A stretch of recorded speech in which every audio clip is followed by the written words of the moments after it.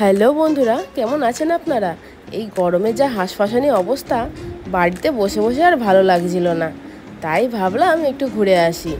যদিও এই ঘোরাটা আশেপাশেতেই, টুকটুক করে কিছু জিনিস কেনার ছিল, তাই এখানে এসে সেইগুলো দেখে নিচ্ছিলাম।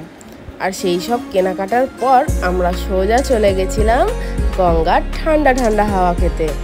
বাড়িতে বসে যতই এসির ভেতর থাকি না কেন, তাও যেন মনটা আনচান করে।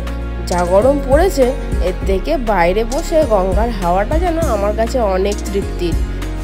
এই গঙ্গার পাড়টা কিন্তু অনেক কিছু সাক্ষী হয়ে আছে।